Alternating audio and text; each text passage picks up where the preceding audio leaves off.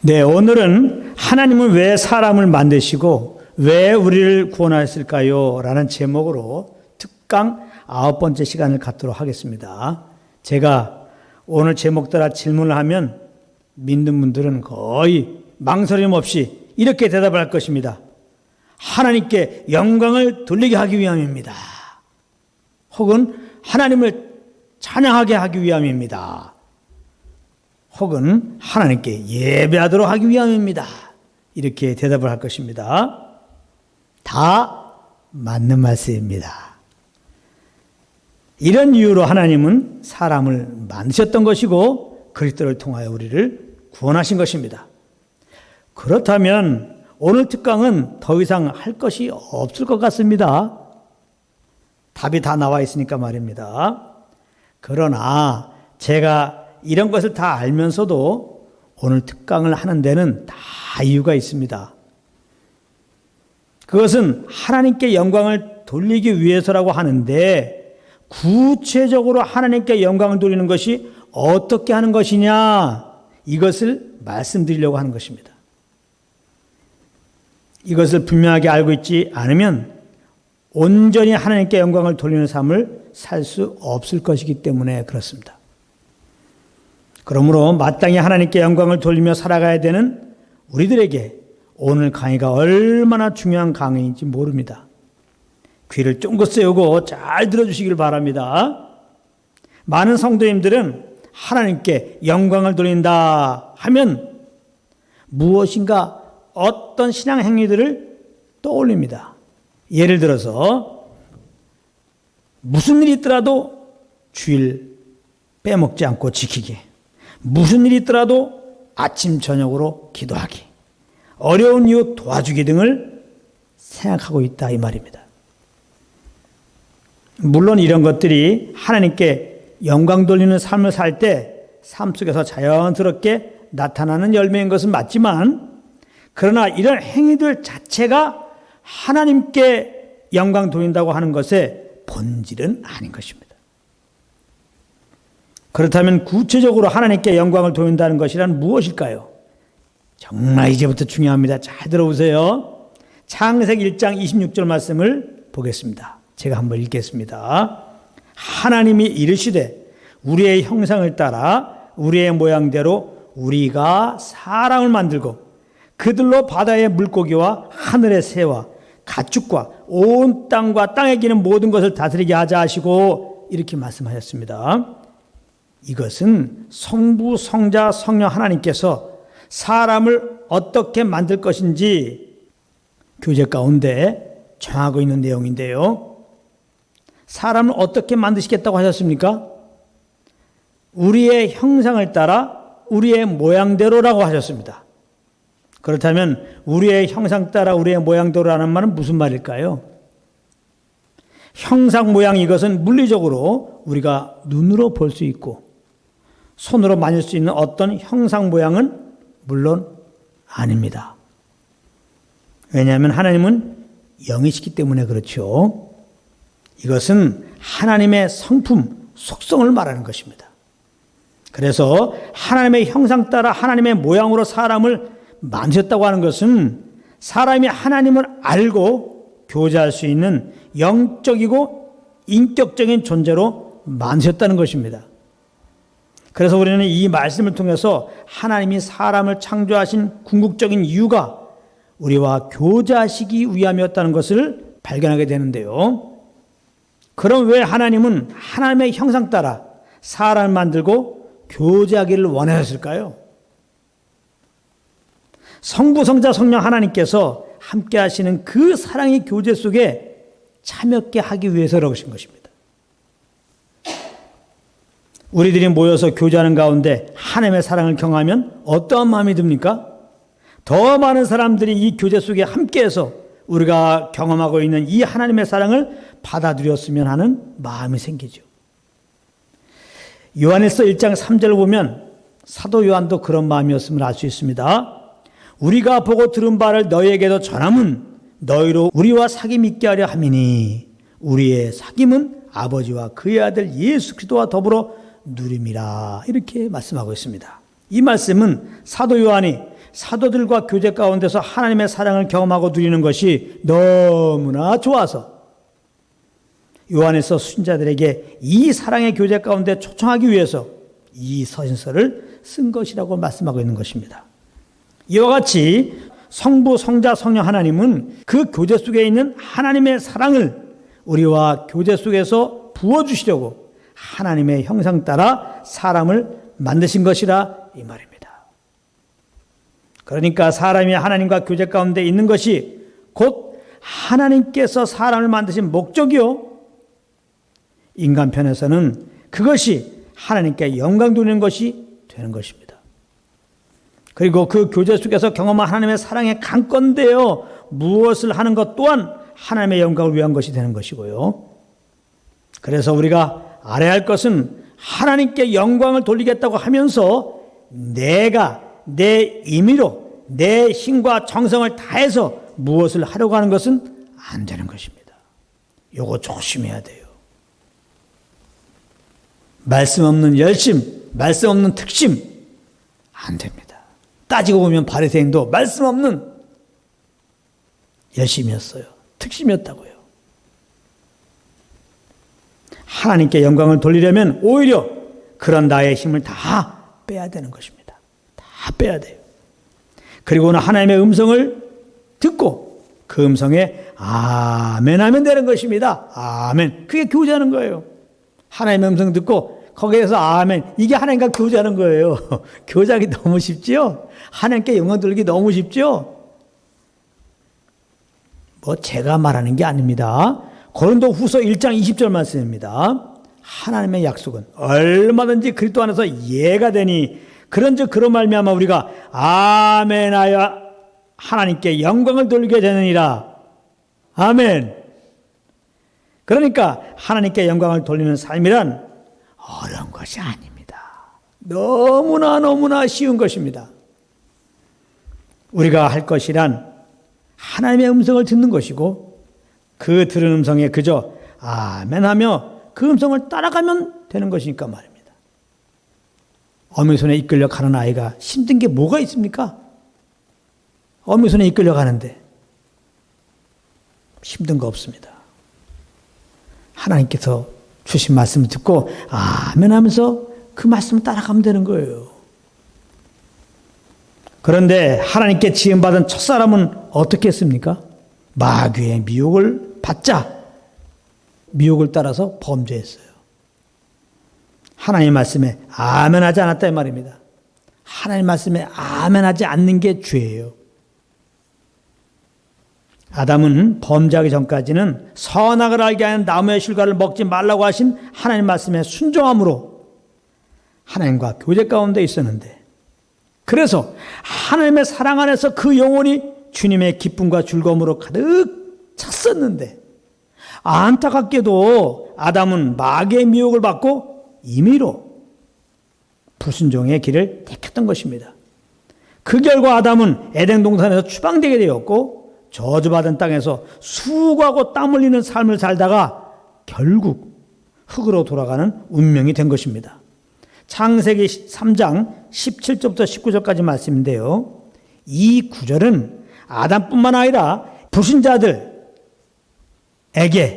지금도 똑같이 적용되는 말씀인 것입니다. 한번 잘 들어보세요. 아담에게 이르시되 내가 내 아내의 말을 듣고 내가 내게 먹지 말라 한 나무의 열매를 먹었은즉 땅은 너로 말미암아 저주를 받고 너는 평생에 수고하여야 그 소산을 먹으리라. 땅이 내게 가시덤불과 엉겅퀴를 낼 것이라. 내가 먹을 것은 땅의 채소인즉 내가 흙으로 돌아갈 때까지 얼굴에 땀을 흘려야 먹을 것을 먹으리니 내가 그것에서 취함을 입었음이라. 너는 흙이니 흙으로 돌아갈 것이니라 하시니라. 이렇게 말씀하고 있습니다. 한마디로 하나님과 교제가 단절된 인생들의 총말은 죽음이라 이 말이에요. 죽음. 그렇기 때문에 아담의 혈에서 나온 모든 인생들의 그 마음 속은 슬픔과 두려움밖에 없는 것입니다. 잠시 뒤면 죽을 것이고 그 이후에 하나님의 심판과 형벌을 받아야 될 것이기 때문입니다. 아무리 이 사실을 부인하려고 해도 그 양심에서 들려오는 그 송사의 소리는 무시할 수 없기 때문에 이렇게 인생들은 혹 이 땅에서 잘 맞고 잘 살아도 그 마음속에는 항상 슬픔과 두려움이 떠나지 않게 되는 거예요. 그렇기 때문에 하나님의 아들이 이 땅에 오셔서 세상 죄를 짊어지시고 대신 십자가에서 대속제물로 죽으셨다가 사흘 만에 부활하였다고 하는 이 소식은 인류 최대의 기쁜 소식인 것입니다. 왜냐하면 이제 아담 안에서 이렇게 사망을 했는 자들이 회개하고 주 예수를 믿으면 죄사함을 받고 영생을 얻어서 새 삶을 살 수 있게 되기 때문입니다. 아직까지 예수 안 믿은 분들은 그러므로 십자가에 죽으시고 부활하신 예수님을 그 마음의 구주로 꼭 모시기를 바랍니다. 고린도전서 15장 20절부터 22절까지 말씀입니다. 그러나 이제 그리스도께서 죽은 자 가운데서 다시 살아나사 잠자는 자들의 첫 열매가 되셨도다. 사망의 한 사람으로 말미암았으니 죽은 자의 부활도 한 사람으로 말미암는도다. 아담 안에서 모든 사람이 죽은 것 같이 그리스도 안에서 모든 사람이 삶을 얻으리라. 할렐루야. 그렇다면 하나님께서는 왜 우리를 구원하시기 위하여 그 사랑하신 아들을 이 땅에 보내주셨던 것일까요? 그것은 물론 우리를 사랑하여서 그런 것입니다. 얼만큼? 그 아들만큼. 우리를 사랑하시는데 그 아들만큼 사랑하시기 때문에 죄에 빠져서 이제 죽고 심어받고 영원한 불구덩이의 형벌을 받아야 할 우리들, 그 형벌에서 구하시기 위하여, 그 죄에서 구하시기 위하여 그 아들이 땅에 보내신 거죠. 요한복음 3장 16절입니다. 하나님이 세상을 이처럼 사랑하사 독생자를 주셨으니, 독생자를 주신 이유가 뭐라고 그래요? 하나님의 세상을 이처럼 사랑하사. 그리고는 믿는 자들마다 멸망하지 않고 영생을 주신다고 하셨는데요. 이 말씀은 잘 들어보세요. 곧 믿는 우리를 하나님의 자녀로 삼으셔서 우리와 교제하시겠다고 하시는 하나님의 마음이 담겨져 있는 것입니다. 믿는 자는 영생을 주시겠다고 하시는 것입니다. 영생이라는 하나님과 예수님을 아는 것이기 때문에 그렇습니다. 요한복음 17장 3절입니다. 영생은 유일하신 참 하나님과 그가 보내신 자 예수 그리스도를 아는 것이니이다. 이렇게 말씀하고 있어요. 우리가 어떻게 하나님을 알 수 있습니까? 하나님과 교제를 통해서 알게 되는 것입니다. 그러므로 그리스도 안에 있는 우리가 해야 할 삶의 우선순위는 무엇이냐? 하나님과 교제하는 거예요. 우리의 삶이라는 것은 이 새 생명의 삶을 말하는 것이죠. 우리가 이 예수의 새 생명으로 새롭게 되었기 때문에 새 생명으로 살아야 되는데 새 생명으로 살기 위한 첫걸음이 뭐냐? 하나님과 교제하는 것이라 이 말이에요. 고린도 전서 1장 9절 말씀입니다. 너희를 불러 그의 아들 예수 그리스도 우리 주와 더불어 교제하게 하신 하나님은 미쁘시도다. 이렇게 말씀하고 있어요. 하나님은 이 교제 속에서 하나님의 그 사랑을 우리에게 부어주시는 것입니다. 로마서 5장 5절입니다. 소망이 우리를 부끄럽게 하지 아니함은 우리에게 주신 성령으로 말미암아 하나님의 사랑이 우리 마음에 부음받음이니. 이렇게 말씀했어요. 하나님은 성령으로 하나님의 그 사랑을 알게 하신다 이 말이에요.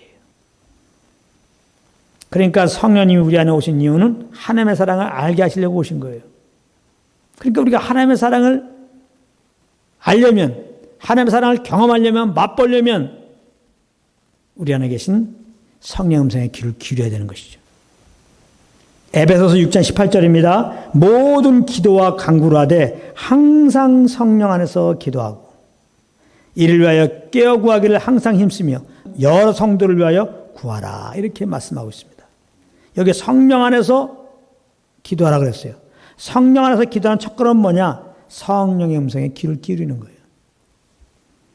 이것은 항상 무시로 할 수 있는 것입니다. 우리가 지금 내가 어디에 있든지 무엇을 하든지 상관없이 성령의 음성을 들을 수가 있는 것입니다. 성령님은 우리 영 안에 거하고 계시기 때문에 그래요. 하나님은 우리를 구원하시고 우리 가운데 성령님을 보내셔서 성령으로 우리와 교제하기를 지금 원하고 계신 것입니다. 우리를 원하신 궁극적인 이유가 우리와 이렇게 교제하기 위함이었다 이 말입니다. 예수님께서 어느 날 제자들을 부르셨어요. 그런데 성경을 보게 되면은 그 첫째 이유가 전도가 아니라 함께하기 위해서다. 즉 교제하기 위해서다. 이렇게 말씀하고 있는 것을 보게 됩니다. 마가복음 3장 14절입니다. 이에 12를 세우셨으니 이는 자기와 함께 있게 하시고, 여기 봐, 자기와 함께 있게 하시고, 제자들을 부르신 이유는 함께 하시려고, 더 가까이 함께 하시려고, 더 가까이 교제 가운데 있으시려고. 정말 교제를 원하시는 예수님 발견할 수 있죠. 또 전도도 하며 그랬습니다. 주님과 함께하면, 함께하면서 주님의 사랑을 하게 되면 나아가서 그 예수님, 그 십자가 예수만 증가할 수밖에 없어요. 전도자가 될 수밖에 없다 이 말이에요. 예수님의 또 다른 이름이 무엇입니까? 임마누엘입니다. 임마누엘. 임마누엘의 뜻이 무엇입니까? 하나님이 우리와 함께 계시다라는 의미입니다. 마태복음 1장 23절입니다. 보라 처녀가 잉태하여 아들을 낳을 것이요 그의 이름은 임마누엘이라 하리라 하였으니 이를 번역한즉 하나님이 우리와 함께 계시다 함이라. 예수님은 우리와 함께 하시기 위하여 이 땅에 오셨던 것이고 또한 우리가 영원토록 무시로 주님과 교제하며 살게 하시기 위하여 하늘에 오르셔서 믿는 우리들에게 성령을 보내주신 것입니다. 사도행전 2장 33절입니다. 하나님의 오른손으로 예수를 높이심에 그가 약속하신 성령을 아버지께 받아서 너희가 보고 듣는 이것을 부어주셨느니라. 이렇게 말씀하고 있습니다. 믿는 자들의 삶의 우선순위 하나님과 교제입니다. 이것이 우리를 구원하신 이유입니다. 이 교제 속에서 우리는 예수 그리스도의 은혜와 하나님의 사랑을 알고 그 평안 가운데서 오는 소원함을 따라 무엇을 해야 하는 것입니다. 그것이 하나님께 영광 돌리는 삶이라 이 말이에요. 하나님께서 믿는 우리를 천국으로 들으신 이유가 무엇이라고 생각하십니까? 그 이유 역시 우리와 함께 하시기 위함입니다. 즉 우리와 교제하기 위해서 우리를 천국으로 부르신다 이 말이에요. 믿는 우리들을. 계시록 21장 3절입니다. 내가 들으니 보좌에서 큰 음성이 나서 이르되 보라 하나님의 장막에 사람들과 함께 있음에 하나님이 그들과 함께 계시리니 그들은 하나님의 백성이 되고 하나님은 친히 그들과 함께 계셔서 이렇게 말씀하고 있습니다. 그래서 우리가 알아야 합니다. 하나님은 결코 우리를 부려먹으려고 구원하신 것이 아니라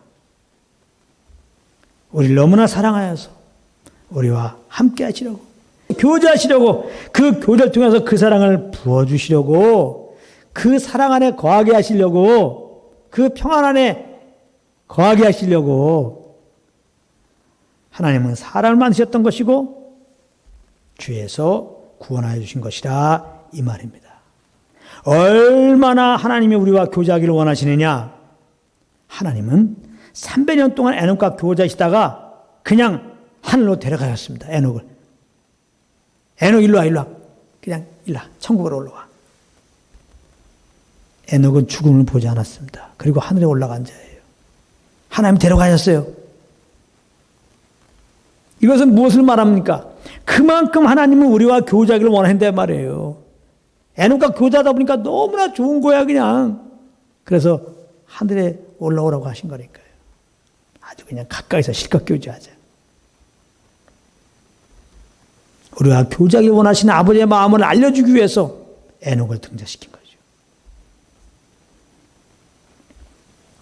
지금 하나님은 성령으로 우리 안에 계셔요. 성령으로 지금 우리와 교제하기 원하신다 이 말이에요. 성령으로 지금 우리에게 말씀하고 계세요. 그러므로 내가 하나님의 영광을 위해서 무엇을 해드리겠다고 임의로 무엇을 하다가 성령을 근임시키지 마시고 항상 먼저 우리 안에서 말씀하시는 성령 음성의 귀를 기르시는 여러분들 되시길 바랍니다. 그리고 그 교제 가운데서 주님의 사랑을 알게 됨으로 오는 평강 가운데 오는 소원함을 따라 사심으로 항상 주님께 모든 영광을 돌리는 삶, 마땅히 구원받은 자로서의 삶이 되시기를 우리 주 예수 그리스도의 이름으로 축복합니다. 아멘.